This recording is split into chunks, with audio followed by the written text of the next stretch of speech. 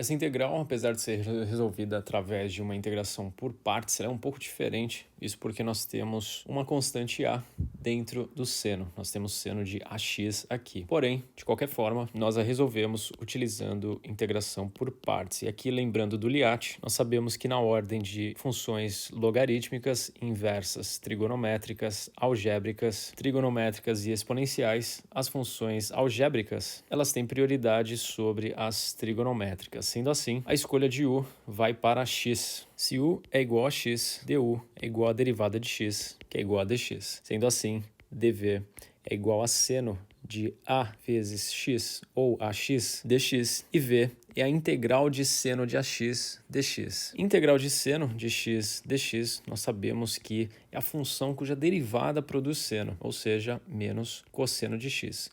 Quando nós temos uma constante multiplicando x, por exemplo, se tivéssemos seno de 3 vezes x, a integral seria menos 1/3 de cosseno de 3x. Isso porque, derivando cosseno de 3x e utilizando aqui a regra da cadeia, nós teríamos menos seno de 3x vezes 3. E esse 3 aqui corta com esse, ou seja, esse 1/3 acaba ajustando a constante. E claro, os sinais se tornam positivos, menos com menos multiplicado é igual a mais. Uma outra maneira de resolver essa integral é utilizando a técnica da substituição, integração por substituição simples. É muito importante que você esteja extremamente confortável com a utilização de substituição nesse momento. Voltando ao exercício, se dv é igual a seno de ax dx, v é igual a menos cosseno de ax multiplicado por 1 sobre a, pelo motivo citado anteriormente. Então, nós temos aqui a nossa integração por partes, integral de u dv,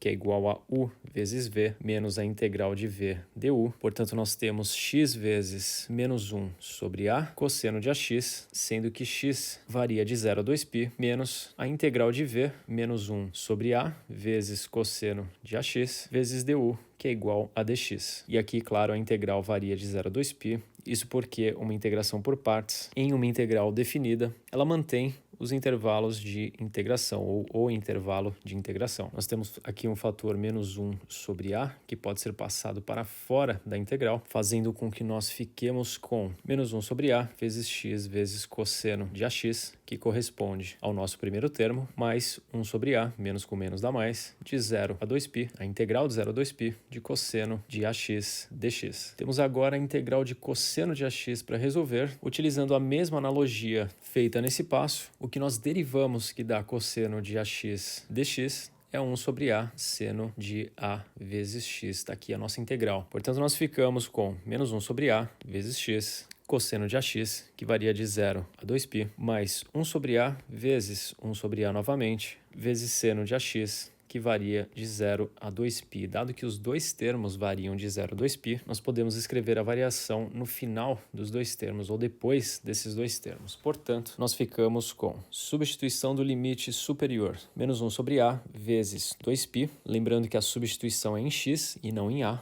vezes cosseno de 2π vezes a, mais 1 sobre a ao quadrado, seno de 2π vezes a, tudo isso menos a substituição do limite inferior, menos 1 sobre a vezes 0 vezes cosseno de 0, e aqui esse termo inteiro ele se anula, mais 1 sobre a ao quadrado vezes seno de 0, termo que também se anula. Portanto, nós ficamos somente com esta resposta. Na medida que a cresce ou tende a infinito, o seno de 2π vezes a, ele oscila entre menos 1 e 1, dado que um seno oscila sempre nesse intervalo, e aqui o cosseno, a mesma ideia, sempre oscila entre menos 1 e 1. Porém, se você observar, nós temos aqui uma multiplicação por menos 1 sobre a, e no segundo termo, uma multiplicação por 1 sobre a ao quadrado. Na medida que a cresce, essa divisão ou o denominador, ele aumenta. Portanto, ambos os termos, novamente, na medida que a tende a infinito, tendem a zero.